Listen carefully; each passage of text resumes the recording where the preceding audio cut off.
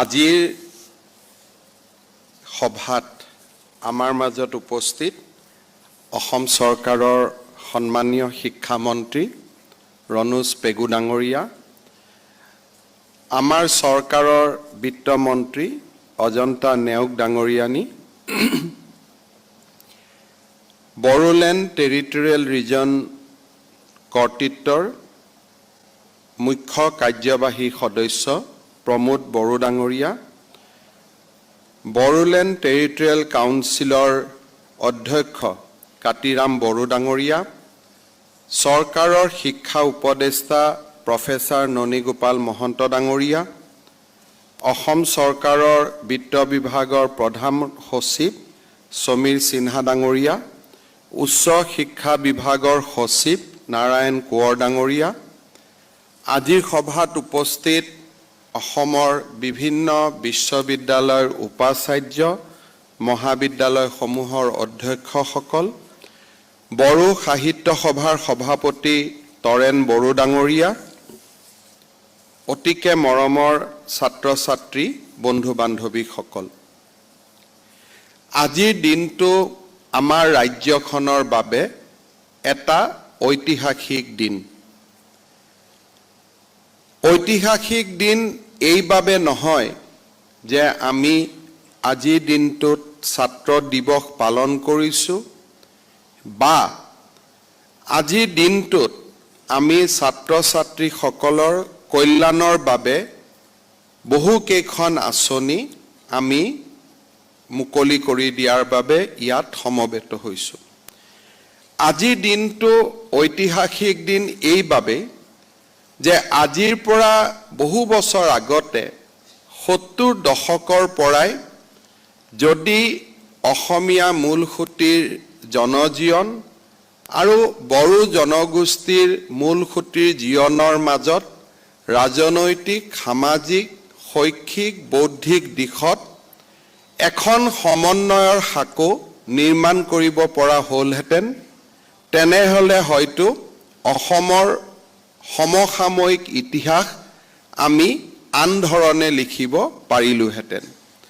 বহুতো ৰক্তাক্ত সংগ্ৰামৰ আমি হয়তো কেতিয়াও দেখা নাপালোহেঁতেন, বহুত নিৰীহ জীৱনে কেতিয়াও মাতৃৰ বুকু সুদা কৰি এই পৃথিৱীৰ পৰা আঁতৰি যাব নালাগিলেহেঁতেন। অসম এখন বহু ভাষাভাষী দেশ আৰু এখন বহু ভাষাভাষী ৰাজ্য। আমি যি ধৰণে ভাৰতৰ প্ৰেক্ষাপটত কেতিয়াবা কোনো এটা বিশেষ ভাষাৰ প্ৰচলন আৰু প্ৰসাৰক আমি মনত ভাল নাপাওঁ, ঠিক সেই ধৰণে এখন বহু ভাষাভাষিক সমাজত কোনো এটা ভাষাৰ আধিপত্য আন কোনো এটা জনগোষ্ঠীয়ে স্বীকাৰ কৰি নল'ব পাৰে।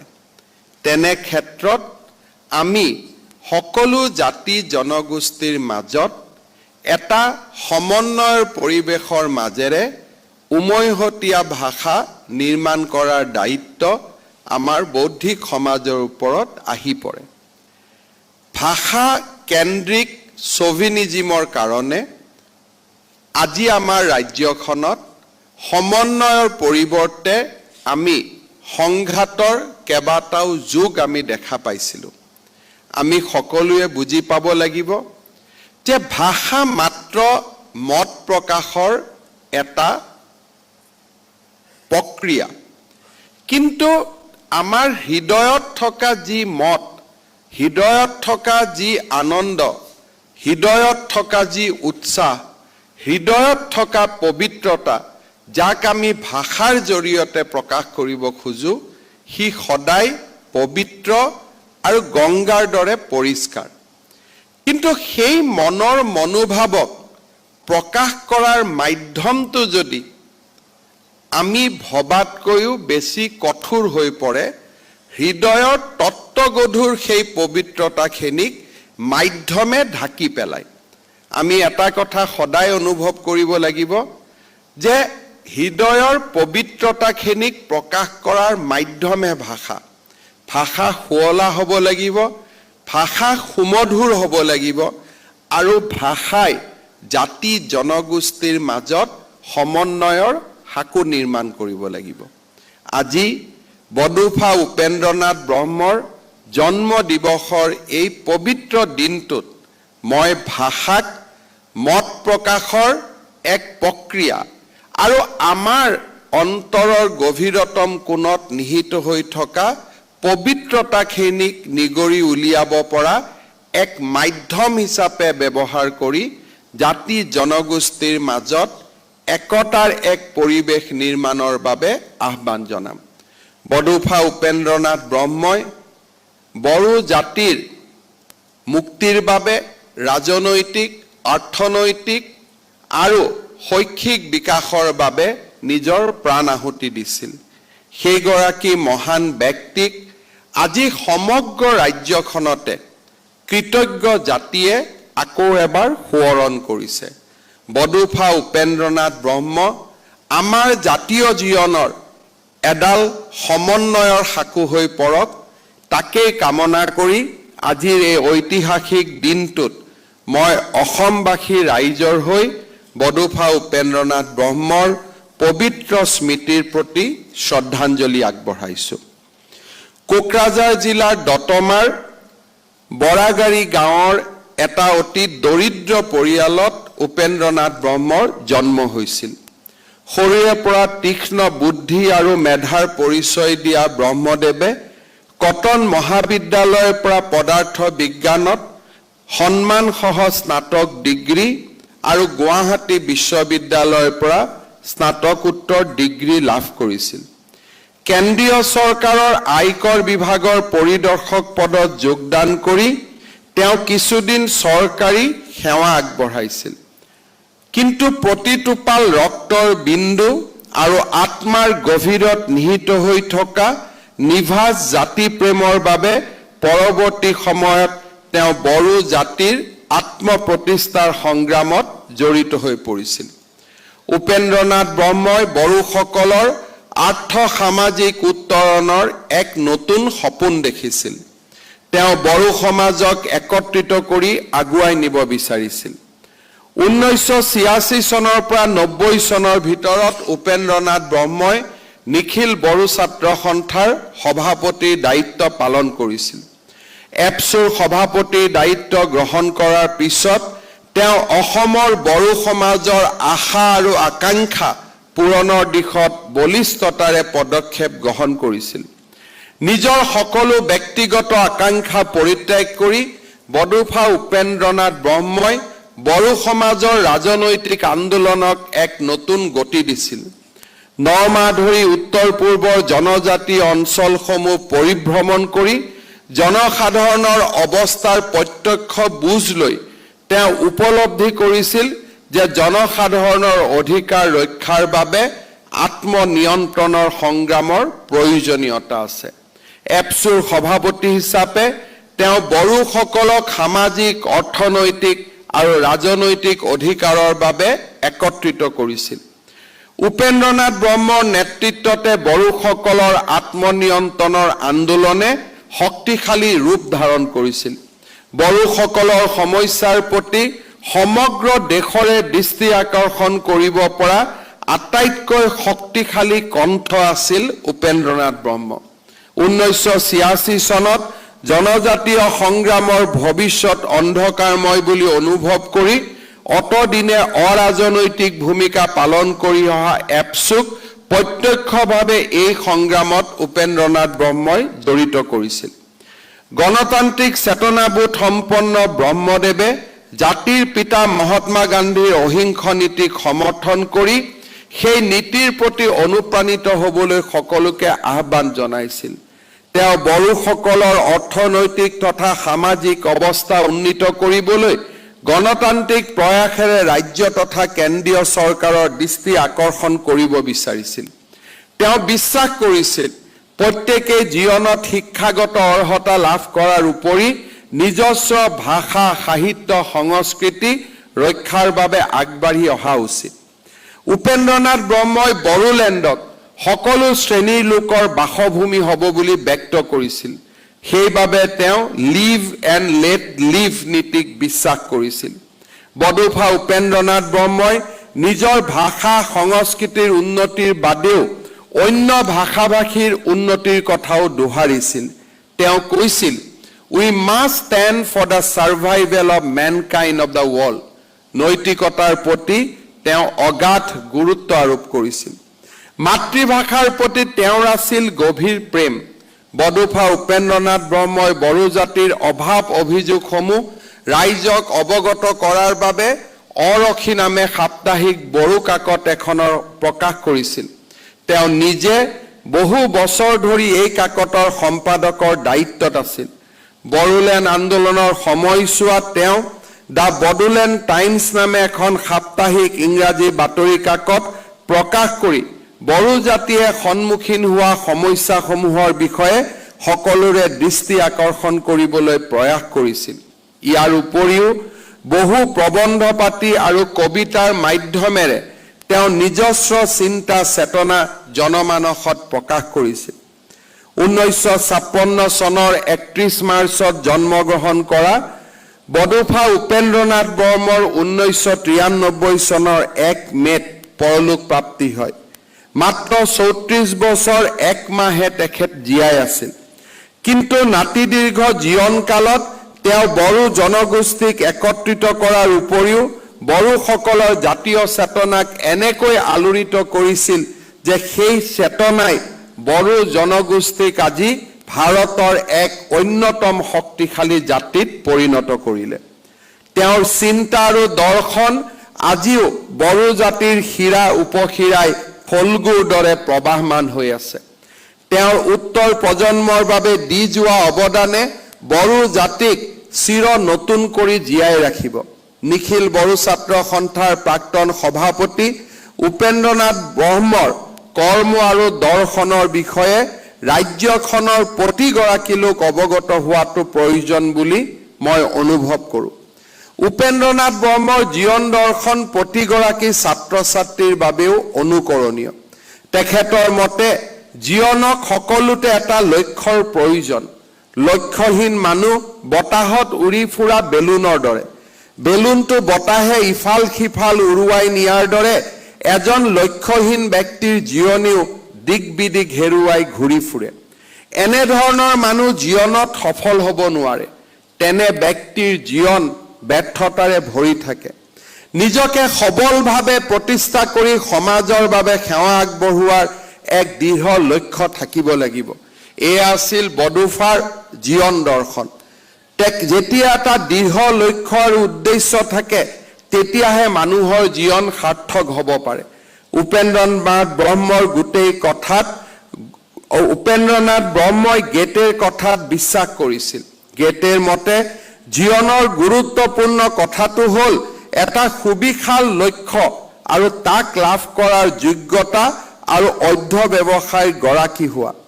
যিজন ব্যক্তিৰ ইচ্ছা শক্তিৰ দৃঢ়তা থাকে তেওঁই পৃথিৱীখনক নিজৰ মতে গঢ় দিয়ে। উপেন্দ্ৰনাথ ব্ৰহ্মৰ জীৱন দৰ্শনত মই ভিক্টৰ হুগোকো দেখা পাওঁ। হুগোৱে কৈছিল, মানুহৰ শক্তিৰ অভাৱ নাথাকে, অভাৱ থাকে ইচ্ছাৰহে। যাৰ লক্ষ্য আৰু দৃঢ়তা থাকে তেওঁ সফল হোৱাটো নিশ্চিত। বৰ্তমানৰ পৃথিৱী বিজয়ী হোৱাটো অতি কঠিন, কিন্তু ইয়াৰ অৰ্থ বিফলতা নহয়। যদি দৃষ্টিভংগীৰ স্বচ্ছতা থাকে আৰু প্ৰস্তুতি পৰ্যাপ্ত হয় তেন্তে সফলতা অনিবাৰ্য। আমাৰ লক্ষ্য স্পষ্ট আৰু মনোবল দৃঢ় হ'ব লাগে। আমি আমাৰ সপোনবোৰ বাস্তৱত পৰিণত কৰিবলৈ অহৰহ চেষ্টা কৰা উচিত। আমি মানসিকভাৱে দুৰ্বল হোৱা উচিত নহয়। পৰ্যাপ্ত প্ৰস্তুতি আৰু অটল লক্ষ্যই আমাৰ জীৱনক সফল কৰি তোলে। বডোফা উপেন্দ্ৰনাথ ব্ৰহ্মৰ প্ৰস্তুতি আছিল পৰ্যাপ্ত। জীৱনকালত তেওঁৰ লক্ষ্য সফল হোৱা নাছিল, কিন্তু তেওঁৰ প্ৰেৰণাই বড়ো সমাজক তেওঁৰ জীৱনৰ পৰৱৰ্তী কালত এক নতুন দিগন্তলৈ লৈ গ'ল। আজি বড়ো জাতিৰ মাজত দেখা পোৱা শৈক্ষিক আৰু বৌদ্ধিক উৎকৰ্ষই উপেন্দ্ৰনাথ ব্ৰহ্মৰ সফল নেতৃত্বকে পৰিচয় দিয়ে। প্ৰধানমন্ত্ৰী নৰেন্দ্ৰ মোদী ডাঙৰীয়াৰ আগ্ৰহত স্বাক্ষৰিত শান্তি চুক্তিৰ পৰৱৰ্তী সমাজত বড়ো সমাজত বিৰাজ কৰা শান্তি আৰু একতাৰ বাণীয়ে উপেন্দ্ৰনাথ ব্ৰহ্মৰ সপোনক বাস্তৱত ৰূপায়িত কৰাৰ বাবে বড়ো জাতিটোক নতুনকৈ প্ৰেৰণা দিব। তেখেতে বিচাৰিছিল যে বড়ো জাতিয়ে আকাশ চুৱক, শিক্ষা দীক্ষাৰে দীক্ষিত হৈ বড়ো সমাজ ভাৰতৰ ভিতৰতে এক শ্ৰেষ্ঠতম সমাজ ৰূপে জিলিকিৰক। অহিংসা আছিল তেওঁৰ জীৱনৰ পৰম ধৰ্ম। বন্দুকৰ গুলিৰে নহয়, মানুহৰ তেজেৰে নহয়, অহিংসা আৰু বৌদ্ধিক জ্ঞান আৰু প্ৰজ্ঞাৰে বড়ো জাতিটো জগত সভাত জিলিকিৰক। এয়া আছিল উপেন্দ্ৰনাথ ব্ৰহ্মৰ সপোন। আজি ছাত্ৰ দিৱসৰ এই পবিত্ৰ মুহূৰ্তত মই পুনৰ এবাৰ বড়ো সমাজ আৰু আমাৰ বৃহত্তৰ ৰাজ্যবাসীক অহিংসাৰ মূল মন্ত্ৰেৰে দীক্ষিত হৈ জ্ঞান আৰু প্ৰজ্ঞাক সাৰথি কৰি আমাৰ ৰাজ্যখনক বড়ো, অসমীয়া ভাষী, কাৰ্বি, ডিমাচা, মিচিং, ৰাভা, কোচ, কলিতা সকলোৱে আমাৰ ৰাজ্যখনক আৰু আমাৰ জাতিটোক উত্তৰণৰ এক নতুন দিগন্তলৈ লৈ যাওক।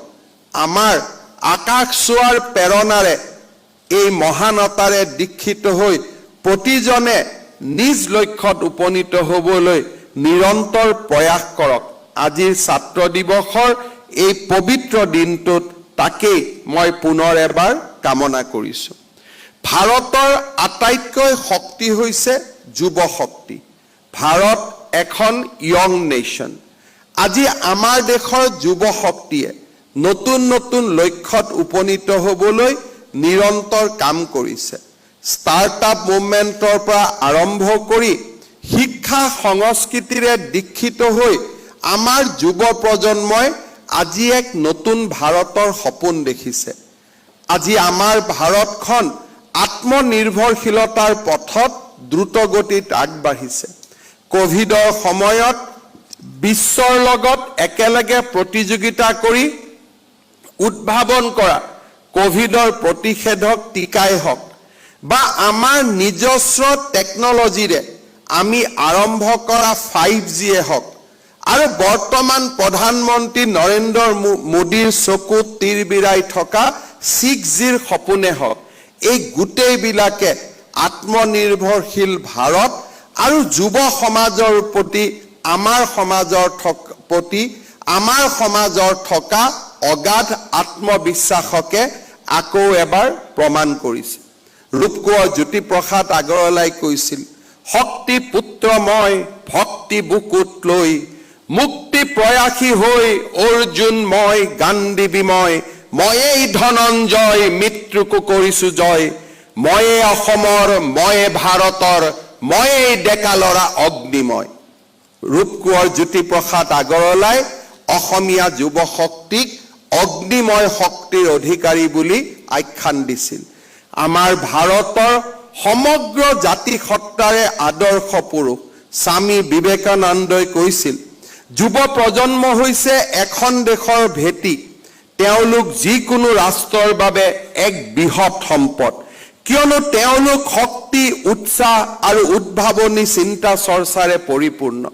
স্বামী বিবেকানন্দই ভাৰতৰ যুৱ প্ৰজন্মক আমাৰ গৌৰৱময় অতীত আৰু সোণোৱালী ভৱিষ্যতৰ এক যোগসূত্ৰ হিচাপে গণ্য কৰিছিল।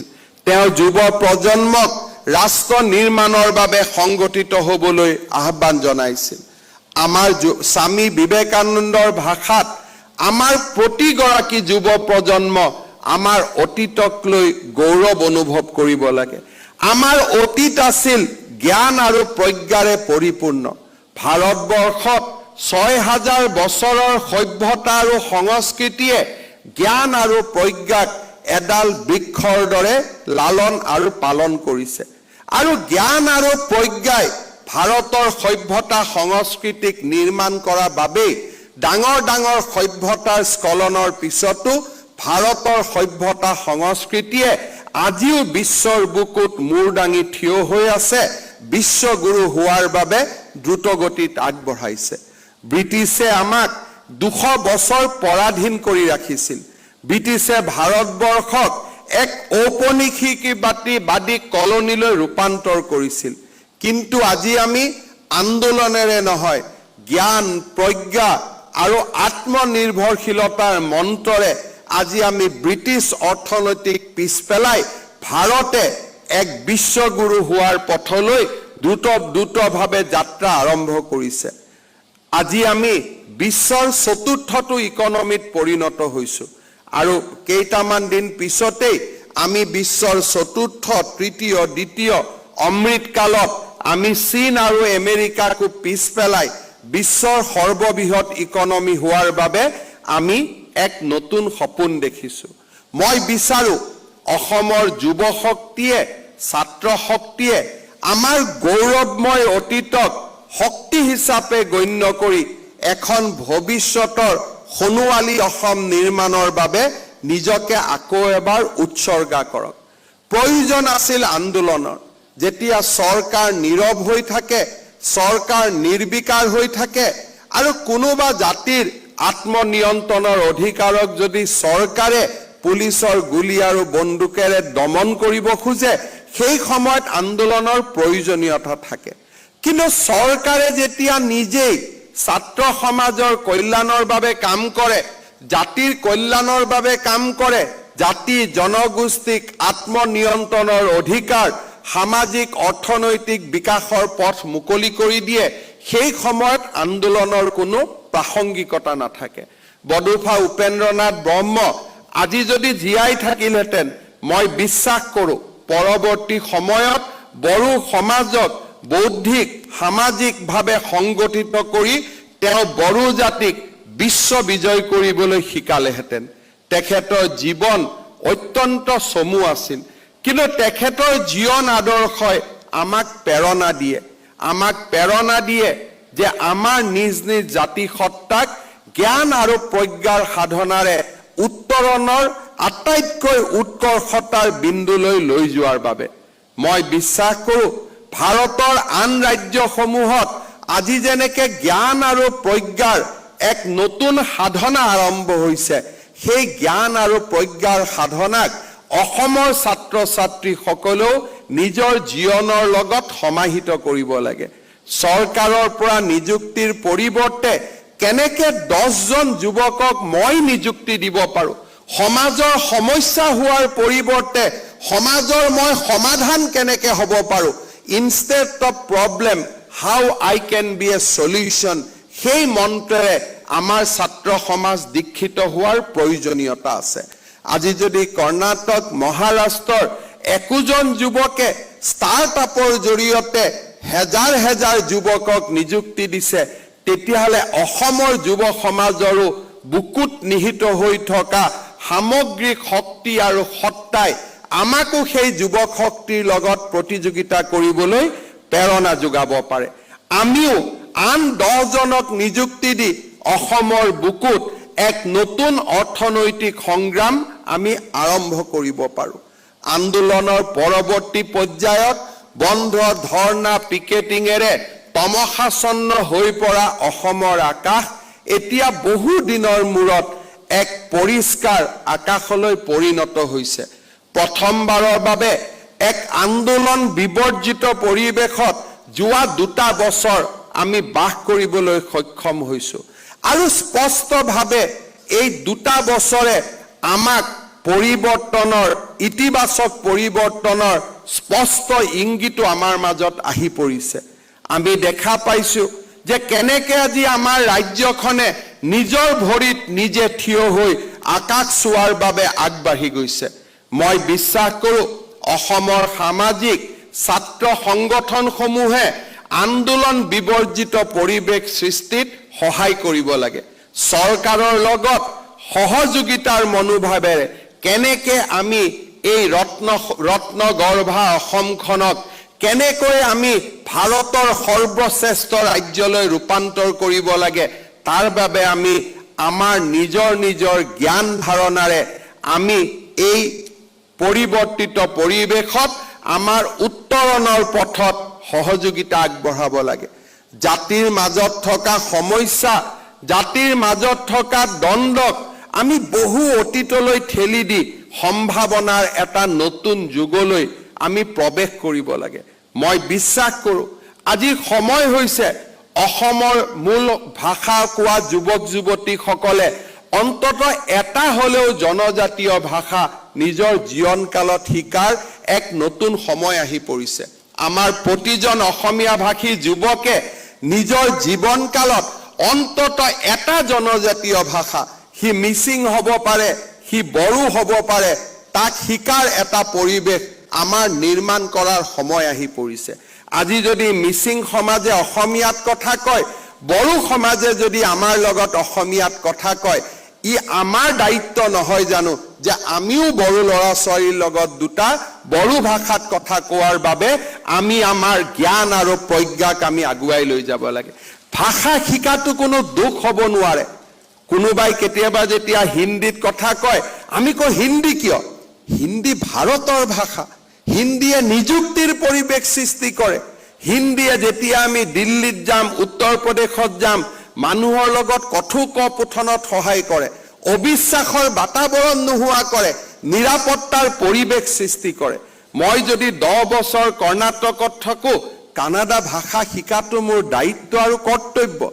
যি ভাষাই মোক উপাৰ্জন দিয়ে, যি ভাষাৰ মাটিত মই মোৰ জীৱনৰ পৰিয়ালৰ পৰিচালনাৰ পথ বিচাৰি পাওঁ, সেই ভাষা শিকাটো মোৰ দায়িত্ব আৰু কৰ্তব্য। সি মোৰ জ্ঞান আৰু প্ৰজ্ঞাক সীমিত নকৰে, সি আমাৰ জ্ঞান আৰু প্ৰজ্ঞাক বহল কৰে। আজি আমাৰ অসমখনত যিবিলাক পৰিৱেশ আমাৰ আগৰ প্ৰজন্মৰ এচাম লোকে সৃষ্টি কৰি থৈ গ'ল যে অসমীয়া ভাষা শ্ৰেষ্ঠতম ভাষা, অসমীয়া ভাষা জানিলে মই বড়ো ভাষা জানিব নালাগে, মিচিং ভাষা জানিব নালাগে, হিন্দী জানিব নালাগে, সেই ভুল ধাৰণাৰ পৰিৱৰ্তে আমাৰ মাজত নতুন চিন্তাৰ আৰম্ভ হ'ব লাগে যে প্ৰতিগৰাকীয়ে মাতৃয়ে শিকোৱা প্ৰতিটো ভাষাই মধুৰ, প্ৰতিটো ভাষাই পবিত্ৰ। আৰু নিজৰ জীৱনকালত যিমানেই ভাষা মই বুজি পাওঁ, যিমানেই ভাষা মই শিকোঁ, সি মোৰ জ্ঞান আৰু প্ৰজ্ঞাক গভীৰতালৈ লৈ যায়, মোৰ জ্ঞান আৰু প্ৰজ্ঞাক সীমিত কৰি নেপেলায়। মই অসমৰ যুৱ সমাজক পৰৱৰ্তী পৰিস্থিতিত আজিৰ দিনত আমাৰ জাতি সত্তাক শক্তিশালী কৰিবৰ বাবে কোনোবা এটা জনজাতীয় ভাষা শিকাৰ বাবে মই আহ্বান জনাম। হিন্দী, ইংৰাজী আমি শিকিব লাগে, তাৰ উপৰিও যিকোনো জনজাতীয় ভাষা এটা আমি যাতে শিকিব পাৰোঁ, তাৰ বাবে অসমৰ বৌদ্ধিক সমাজক কাম কৰিবলৈ মই আহ্বান জনাম। জাতিৰ মাজৰ সমন্বয়হে আমাৰ জাতিটোক মহানতা প্ৰদান কৰিব, আমাৰ জাতিটোক মহত্ব প্ৰদান কৰিব। আৰু তাৰ লগে লগে জ্ঞান বিজ্ঞানৰ চৰ্চাৰে আৰু আত্মনিৰ্ভৰশীল হোৱাৰ প্ৰয়োজনীয়তাই আমাৰ সমাজৰ মাজত এক গভীৰ মন্থন সৃষ্টি কৰিব লাগে। মই বিশ্বাস কৰোঁ এটা সময় আছিল যেতিয়া আমাৰ ছাত্ৰ ছাত্ৰীক ৩য় শ্ৰেণীৰ চাকৰিৰ প্ৰয়োজনীয়তা আছিল। এটা সময় আছিল যেতিয়া আমাৰ ছাত্ৰ ছাত্ৰীক ৪ৰ্থ শ্ৰেণীৰ চাকৰিৰ প্ৰয়োজনীয়তা আছিল। কিন্তু বিশ্বৰ এই ৪ৰ্থ অৰ্থনীতিত থিয় হৈ আমি ৩য় আৰু ৪ৰ্থ শ্ৰেণীৰ চাকৰি কৰাৰ পৰিৱৰ্তে কেনেকৈ নিজে কিবা এটা কৰি আন 10জনক নিযুক্তি দিব পাৰোঁ, তেনে এক নিজৰ ভৰিৰ ওপৰত থিয় হৈ স্বতন্ত্ৰ চিন্তাৰ অধিকাৰী হোৱাৰ সময় আমাৰ নৱপ্ৰজন্মৰ সন্মুখত আহি পৰিছে। মই আজিৰ ছাত্ৰ দিৱসৰ এই পবিত্ৰ দিনটোত আমাৰ নৱপ্ৰজন্মক প্ৰধানমন্ত্ৰী নৰেন্দ্ৰ মোদীৰ আত্মনিৰ্ভৰশীল ভাৰতৰ দীক্ষাৰে দীক্ষিত হৈ আত্মনিৰ্ভৰশীল অসম আৰু আত্মনিৰ্ভৰশীল পৰিয়াল নিৰ্মাণৰ বাবে মই আহ্বান জনাম। আত্মনিৰ্ভৰশীল পৰিয়ালে আমাক কৃষিৰ প্ৰতি আগুৱাই লৈ যাব। আত্মনিৰ্ভৰশীল পৰিয়ালে কাৰো ওচৰত হাত নপতাকৈ আগবাঢ়ি যোৱাৰ বাবে প্ৰেৰণা দিব। আৰু এনে আত্মনিৰ্ভৰশীল পৰিয়ালৰ সমষ্টিয়ে আত্মনিৰ্ভৰশীল অসম সৃষ্টি কৰিব। আৰু আত্মনিৰ্ভৰশীল অসমেই আত্মনিৰ্ভৰশীল ভাৰতৰ যাত্ৰাত বৰঙণি আগবঢ়াব পাৰে।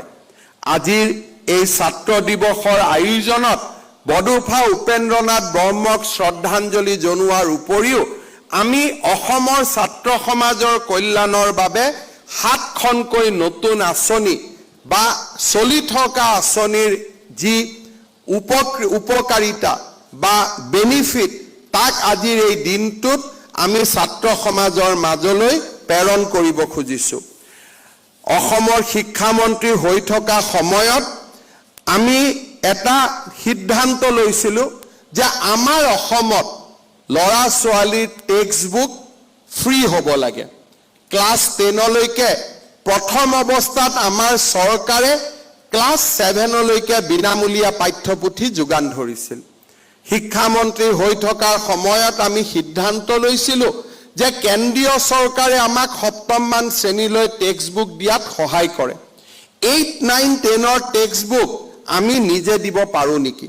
যোৱা 2 বছৰৰ প্ৰচেষ্টাৰ পিছত এতিয়া 10মান শ্ৰেণীলৈ পাঠ্যপুথি আমাৰ ৰাজ্য চৰকাৰে ছাত্ৰ সমাজক বিনামূলীয়াকৈ দিয়াৰ ব্যৱস্থা কৰিছে।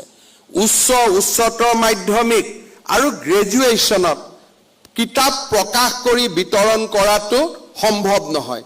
ছাবজেক্টৰ গভীৰতা আৰু বহুকেইটা ছাবজেক্ট বহু ভাষা ভাষীৰ সমাহাৰে ইয়াক এক প্ৰত্যাহ্বানলৈ ৰূপান্তৰ কৰে। আৰু সেইবাবে আমি সিদ্ধান্ত লৈছিলোঁ যে অসমৰ প্ৰতিগৰাকী হায়াৰ ছেকেণ্ডাৰী আৰু ডিগ্ৰী পঢ়ি থকা ছাত্ৰ ছাত্ৰীক আমি 1450 টকাকৈ আগবঢ়াম, যাতে তেওঁলোকে নিজৰ কিতাপখিনি কিনি লোৱাত অকণমান হ'লেও আমাৰ পুঁজিৰ ব্যয় কৰিব পাৰে, পিতৃ মাতৃৰ আৰ্থিক বোজা কিছু পৰিমাণে হ'লেও কমাব পাৰে। আজি সেই আঁচনিখনৰ অধীনত অসমৰ 3,41,663 গৰাকী ছাত্ৰ ছাত্ৰীক আমি 1450 টকাকৈ বেংক একাউণ্টত মুকলি কৰি দিবলৈ সিদ্ধান্ত লৈছোঁ। আজিৰ এই অনুষ্ঠানৰ পিছতেই ছাত্ৰ ছাত্ৰীসকলৰ বেংক একাউণ্টত সেই টকাকেইটা ৰিফ্লেক্ট কৰিব। মই আশা কৰিম এই পুঁজিখিনিৰে হয় আমি কিতাপ কিনাত সহায় কৰিম, আৰু যদি আমাৰ দেউতা মাই ইতিমধ্যে আমাক কিতাপখিনি কিনি দিছে, দেউতা মাক এই টকাকেইটা আমি উভতাই দিম যে চৰকাৰে মোক দিছে, গতিকে তুমি যিখিনি টকা মোৰ কাৰণে খৰচ কৰিছিলা এই টকাখিনি আজি মই উভতাই দিছোঁ। মোবাইলত খৰচ কৰা সহজ, হোটেলত গৈ টকাকেইটা খৰচ কৰাও সহজ, কিন্তু ছাত্ৰ দিৱসৰ এই পবিত্ৰ দিনত আমি যদি নতুন কিবা এটা কৰিব পাৰোঁ যে চৰকাৰৰ টকাকেইটা পিতৃ মাতৃক উভতাই দিছোঁ, কিমান আনন্দ পাব পিতৃ মাতৃয়ে। সেই দিনটোৰ, সেই ক্ষণটোৰ, সেই পলটোৰ কল্পনা আজিৰ মুহূৰ্তত আমি কৰিব পাৰোঁ। অসমৰ কলেজৰ অধ্যক্ষসকলক মই আহ্বান জনাম যে আজি আমি এই অনুষ্ঠানত পুঁজি মুকলি কৰি দিয়াৰ পিছত বহুত ছাত্ৰ ছাত্ৰীয়ে ক'ব যে মই পোৱা পইচাটো নাপালোঁ। কিয় নাপালোঁ? এই কাৰণে নাপালোঁ যে এডমিশ্যনৰ সময়ত আমি ছাত্ৰ ছাত্ৰীৰ নাম পৰিষ্কাৰভাৱে কম্পিউটাৰত তুলিব পৰা নাই। 0 আৰু 0ৰ পাৰ্থক্য আমি নাজানো।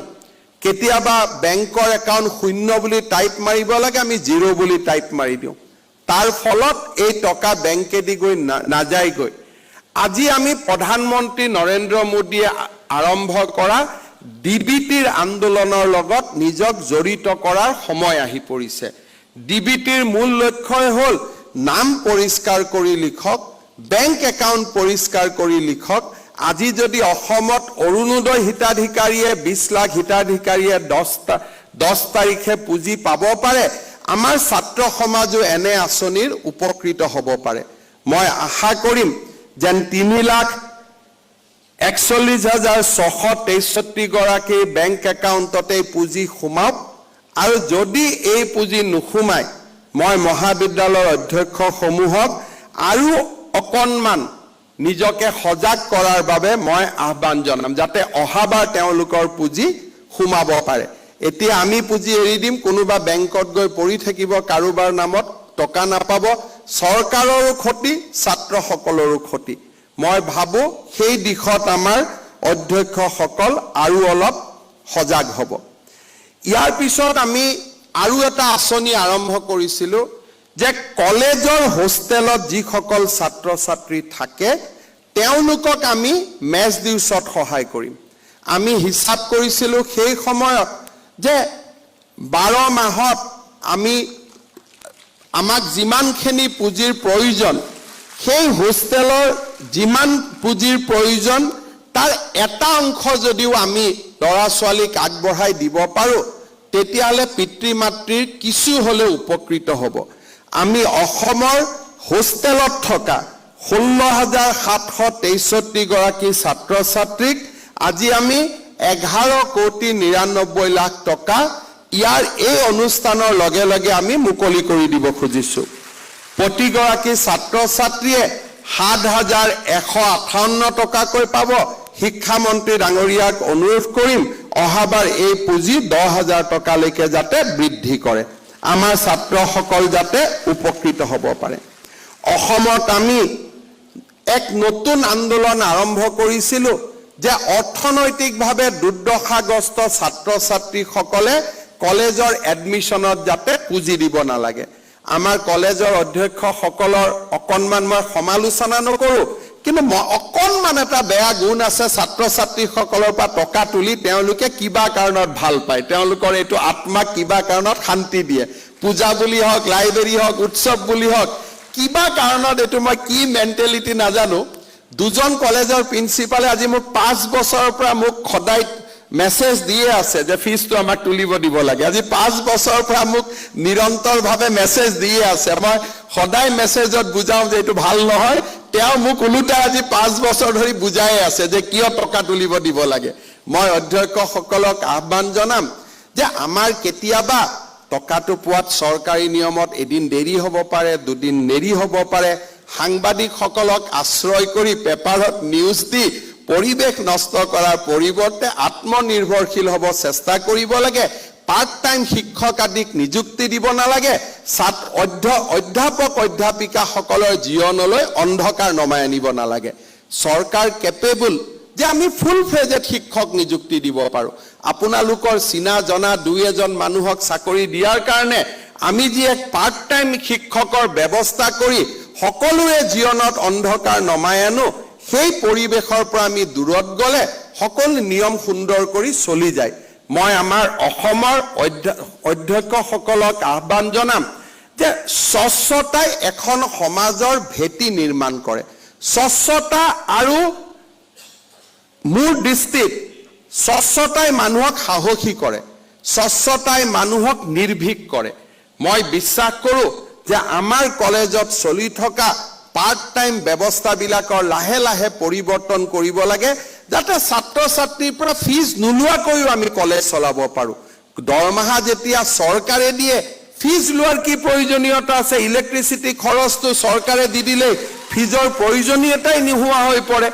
ফিজ আমাক কিয় লাগে ফিজ আমাক এই কাৰণেই লাগে আমি কোনোবা অধ্যাপকক নিযুক্তি কৰি থৈ দিছোঁ সেই এডহকিজিমটো আমি শেষ কৰিব লাগে কাৰণ তদৰ্থ ব্যৱস্থাই শিক্ষা সমাজক সদায় পংকিল কৰি ৰাখে যদি স্পষ্ট হয় মইতো নিজে বুজি নাপাওঁ যে এখন কলেজ চলিবৰ কাৰণে যদি লাইটৰ ফিজটো চৰকাৰে দিয়ে লাইব্ৰেৰীৰ কিতাপ চৰকাৰে দিয়ে স্কুলৰ টেক্সট বুকৰ বাবে ষ্টুডেণ্টক টকা দিয়ে তে এখন কলেজ চলিবৰ কাৰণে পুঁজি কিয় লাগে মইতো আজিও বুজি নাপাওঁ মই বহুত যোগ বিয়োগ কৰোঁ যে পইচা কিয় লাগে টকাটো কোনো প্ৰয়োজন নাই থিংছ শুড বি কেছলেছ চৰকাৰক ক'ব লাগে যে লাইটৰ বিলটো আপোনালোকে দি দিয়ক আমি লাইটৰ বিলটো দি দিম আপোনালোকৰ কষ্ট নাই টেলিফোনৰ বিলটো VSNLক আপোনালোকে ডাইৰেক্ট দি দিয়ক আমি দি দিম কোনো ক'বলগীয়া নাই আমি এক কেছলেছ ব্যৱস্থালৈ যাব লাগে তেতিয়া একাউণ্টিঙৰো হিচাপ ভেজাল নাথাকে আমাৰ মূৰত আৰু একো নাথাকে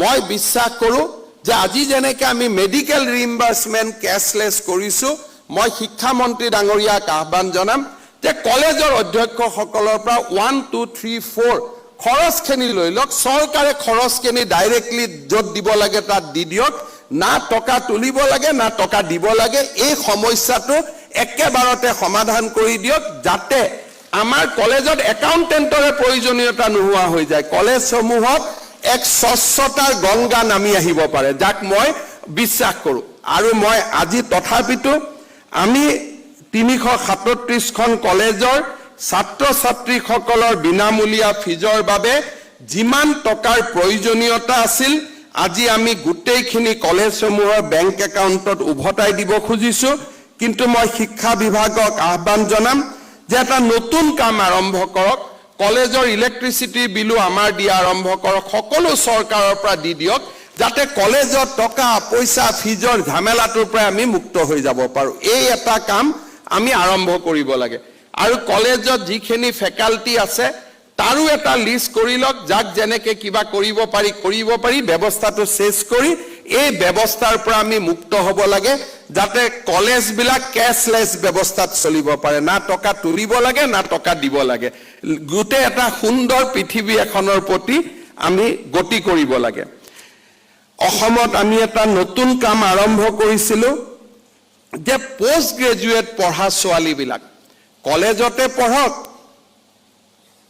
ইউনিভাৰ্সিটিতে পঢ়ক মই বিহালীত গৈছিলো বিহালী কলেজত ছাত্ৰ ছাত্ৰীসকলৰ লগত কথা পতাৰ সুবিধা পাইছিলো বাগানৰ ছোৱালী আছিল মই খুদিছিলো যে ফিজ কোনে দিয়ে বলে ফিজ দিব নালাগে কিহত খৰচ হয় বলে ঘৰৰ পৰা আহোতে আমাৰ খৰচ হয় পৰঠা এখন খাব লাগে চাহ একাপ খাব লাগে অহা যোৱা কৰোতে আমাৰ খৰচ হয় মই খুদিছিলো মা কিমান মান খৰচ হ'ব হিসাব নিকাচ কৰি ছোৱালী কেজনীয়ে মোক কৈছিল যে 700-800 টকা খৰচ হয় কিন্তু মই জানো তাতকৈ বেছি খৰচ হয় আজি আমি ইয়াতে এটা সিদ্ধান্ত লৈছিলো যে পোষ্ট গ্ৰেজুৱেটত পঢ়া ছোৱালীখিনিক আমি অহা যোৱা খৰচ এটা আমি দিম যিসকল হোষ্টেলত নাথাকে 1000 টকাকৈ আমি মাহত দিব খুজিছো 10 মাহ কলেজ থাকে আজি পোষ্ট গ্ৰেজুৱেট পঢ়া 7723 গৰাকী ছোৱালীক আমি 10000 টকাকৈ আজি বেংক একাউণ্টত আমি পঠাই দিম যাতে তেওঁলোকে দেউতাক মাকৰ পৰা কলেজত অহা যোৱা খৰচ দিব নালাগে অহা বাৰৰ পৰা মই শিক্ষা মন্ত্ৰীক আহ্বান জনাম যে ডিগ্ৰীত পঢ়া ছোৱালী সকলকো 10000 টকাকৈ দিয়া আৰম্ভ কৰক আৰু এই পুঁজিটো আমি মাহত দিব পাৰো নেকি তাৰ বাবে এটা চিন্তা আৰম্ভ কৰিব লাগে নহলে 10000 টকাটো একেলগে পোৱাৰ পিছত বেলেগ কামতো খৰচ হৈ যাব কিন্তু মাহত যদি বেংক একাউণ্ট অৰুণোদয় যদি আমি প্ৰত্যেক মাহত বেংক একাউণ্টত দিব পাৰো এই মোবিলিটি গ্ৰান্টটো যদি আমি প্ৰত্যেক মাহত বেংক একাউণ্টত দিব পাৰো আমাৰ ছোৱালী সকলৰ বহুত লাভ হ'ব লৰাবিলাকে মাজে মাজে মোক কয় স্যাৰ আপুনি ছোৱালীকে দি থাকে এটা কি কৰিম মোৰ দুৰ্বলতাটো হল যে মই লৰাৰ পেটৰ পৰা জন্ম লোৱা নাই ছোৱালী পেটৰ পৰা জন্ম লৈছো গতিকে দেউতাৰ পেটৰ পৰা জন্ম ললেতো লৰাৰ কাৰণে কৰিলোহেঁতেন এটা দুৰ্ভাগ্য সৌভাগ্য যিয়ে নহওক মাৰ পেটৰ পৰা জন্ম ললো গতিকে অলপ মাৰ প্ৰতিটো ঋণ আদায় কৰিব লাগে অলপ যি ঋণ থাকে গতিকে লৰা সকলকো মই কম যে এইটোত বেয়া পাব নালাগে কাৰণ লৰাজনেও মাৰ পেটৰ পৰা আমি জন্ম হৈছো গতিকে আমাৰ অসমৰ ছাত্ৰীসকলৰ প্ৰতি আমাৰ দায়িত্ব আমি পালন কৰিব লাগে অহাবাৰ এই মোবিলিটি গ্ৰান্টটো ডিগ্ৰী ষ্টুডেণ্টকো দিবৰ বাবে মই শিক্ষা মন্ত্ৰী ডাঙৰীয়াক আহ্বান জনাম আৰু এইটো মাহত একাউণ্টত গৈ থাকিলে মই অত্যন্ত আনন্দিত হ'ম ডিগ্ৰী এডমিশনৰ পিছতে যদি মাহত গৈ থাকিব পাৰে এইটো খুব ভাল হ'ব অসমৰ সংখ্যালঘু সমাজৰ বাবে আমি সদায়ে আমাৰ দায়িত্ব পালন কৰিব বিচাৰো যোৱা কিছুদিন আগতে বাল্য বিবাহৰ বিৰুদ্ধে আমি লোৱা কঠোৰ পদক্ষেপে অসমৰ ছাত্ৰী সমাজৰ প্ৰতি থকা আমাৰ আস্থা আৰু নিষ্ঠাকে প্ৰতিফলিত কৰে মই বিচাৰো ক্লাছ 9ৰ ছোৱালী মাতৃ হ'ব নালাগে তেখেত ছাত্ৰী হ'ব লাগে মাতৃ হোৱাৰ প্ৰয়োজন নাই ছাত্ৰী হোৱাৰ প্ৰয়োজনীয়তা আছে আমাৰ অসমৰ সংখ্যালঘু সমাজৰ সকলো দেউতাক মাককে মই আহ্বান জনাম যে এগৰাকী ছোৱালীৰ দেউতাক মাক হ'ব পৰাটো এক বহুত গৌৰৱৰ কথা ই দুৰ্ভাগ্যৰ কথা নহয় ই জীৱনত আটাইতকৈ ডাঙৰ সৌভাগ্যৰ কথা আৰু মই মুখ্যমন্ত্ৰী হৈ থকালৈকে অসমত যোন ব্যক্তিয়ে বাল্য বিবাহত যিকোনো জৰিয়তে কন্ট্ৰিবিউশন কৰে প্ৰেৰণা যোগায় তাক কঠোৰ পদক্ষেপ লবলৈ মই অকনো দ্বিধাবোধ নকৰো আৰু কঠোৰৰ পৰা কঠোৰতম পদক্ষেপ মই লৈয়ে থাকিম কেতিয়াবা কেতিয়াবা আমাৰ সাংবাদিক বুদ্ধিজীৱীসকলেও ইয়াৰ এগেইনষ্টত লিখে মই তেওঁলোকক কওঁ যে এজনী ছোৱালীক গৈ সুধি ল'ব কোনজনী ছোৱালীয়ে 11 বছৰত মাক হ'ব খোজে কোনেও নোখোজে যেতিয়া 11 বছৰত মাক হ'ব খোজে সি হয় দৰিদ্ৰতাৰ শিকাৰ হ'ব লাগিব নহলে পিতৃ মাতৃৰ ছোৱালীসকলৰ প্ৰতি থকা যিটো এক নিগেটিভ এটিটিউড তাৰ শিকাৰ হ'ব লাগিব মই অসমৰ ছাত্ৰী সমাজক আহ্বান জনাম যে বাল্য বিবাহৰ বিৰুদ্ধে আমি নিজেও প্ৰতিবাদ কৰিম আৰু চৰকাৰকো সহায় কৰিম যাতে আমি এই প্ৰতিবাদক আগুৱাই লৈ যাব পাৰো আৰু সেইবাবে আজি আমি অসমৰ সংখ্যালঘু সম্প্ৰদায়ৰ ছাত্ৰীসকলক আমি ভাৰত চৰকাৰে দি অহা মাইনৰিটি স্কলাৰশ্বিপৰ উপৰিও আমি আৰু এটা স্কলাৰশ্বিপ দিব খুজিছো যিসকলে হায়াৰ সেকেন্ডাৰী পঢ়ি আছে তেওঁলোকক 2000 টকাকৈ যিসকলে ডিগ্ৰী পঢ়ি আছে তেওঁলোকক 4000 টকাকৈ আৰু যিসকলে পোষ্ট গ্ৰেজুৱেট পঢ়ি আছে তেওঁলোককো 4000 টকাকৈ মই আশা কৰো যে আমি এই মাইনৰিটি স্কলাৰশ্বিপো অনাগত দিনত আমি আৰু অলপ ভাল কৰিব লাগে আৰু অসমৰ সংখ্যালঘু সম্প্ৰদায়ৰ ছাত্ৰীসকলৰ মাজত উদাৰভাৱে এই আৰ্থিক সাহায্য বিতৰণ কৰিব লাগে যাতে তেওঁলোকে মাতৃত্বৰ পৰিৱৰ্তে জ্ঞান আৰু প্ৰজ্ঞাৰ নিজক নতুন দিগন্তলৈ লৈ যাব পাৰে মই শিক্ষা মন্ত্ৰী ডাঙৰীয়াক ধন্যবাদ জনাম যে আজি 26000 ছাত্ৰীলৈ আমি এই মাইনৰিটি স্কলাৰশ্বিপ আগবঢ়াম অনাগত দিনত এই সংখ্যা আৰু অধিক বাঢ়ক আৰু অধিক পুঁজি পাওক তাক মই কামনা কৰিম সদশেষত অসমৰ সকলো প্ৰাথমিক মাধ্যমিক বিদ্যালয়লৈ আজি আমি এটা টেবলেটছো দিম যাতে ছাত্ৰ ছাত্ৰীসকলৰ ডিটেইলছ ডিবিটি এটেন্ডেন্স শিক্ষকসকলৰ বিল আদি তেওঁলোকে এই টেবলেটটোৰ জৰিয়তে বনাব পাৰে আৰু এক স্বয়ংক্ৰিয় পদ্ধতিৰে আমাৰ শিক্ষা ব্যৱস্থাক আগুৱাই লৈ যাব পাৰে উপেন্দ্ৰনাথ ব্ৰহ্ম ডাঙৰীয়াৰ আজিৰ এই পুণ্য জন্মদিনত এই গোটেইবিলাক কাম অসমৰ ছাত্ৰ ছাত্ৰীসকলৰ বাবে কৰিবলৈ পাই মই অত্যন্ত গৌৰৱ অনুভৱ কৰিছো শিক্ষা বিভাগক ধন্যবাদ জনাইছো বিত্ত বিভাগে অভিনন্দন নামে আন এখন নতুন আঁচনি ৰূপায়ণ কৰি আহিছে যিসকল ছাত্ৰ ছাত্ৰীয়ে দেউতাক মাকৰ কষ্ট লাঘৱ কৰি এডুকেশ্যন লোন লৈ পঢ়া শুনা কৰে সেই ছাত্ৰ ছাত্ৰীসকলক আমি 50000 টকা তেওঁলোকৰ বেংক একাউণ্টত লোনটোৰ সাবসিডি হিচাপে আমি দিয়াৰ বাবে আমি সিদ্ধান্ত লৈছিলো এই বছৰো অসমত প্ৰায় 5000 ছাত্ৰ ছাত্ৰী উপকৃত হ'ব 50000 কৈ তেওঁলোকে লাভ কৰিব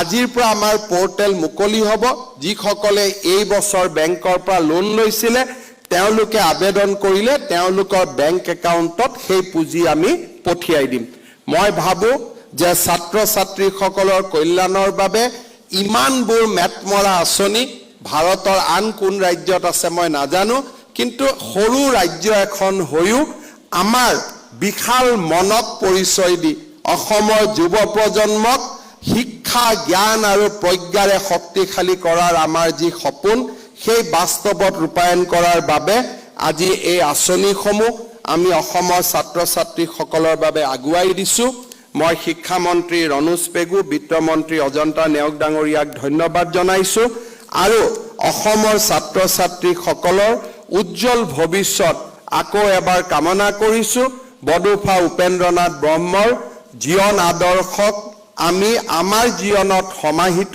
কৰি কেনেকৈ এটা জাতিৰ উত্তৰণৰ স্বপ্ন আমি দেখিব পাৰো সেই স্বপ্নৰে নিজক দীক্ষিত কৰি আমাৰ অসমৰ সামগ্ৰিক জাতি সত্তাসমূহক আগুৱাই লৈ গৈ ৰাজ্যখনক উত্তৰণ আৰু উন্নয়নৰ এক নতুন লক্ষ্যলৈ আগুৱাই লৈ যোৱাৰ প্ৰেৰণাৰে আগবাঢ়ি যাবলৈ অসমৰ ছাত্ৰ ছাত্ৰী সমাজক আহ্বান জনাই মই মোৰ বক্তব্যৰ সামৰণি মাৰিছো ধন্যবাদ জয় হিন্দ বন্দে মাতৰম আৰু আটাইকে পুনৰ এবাৰ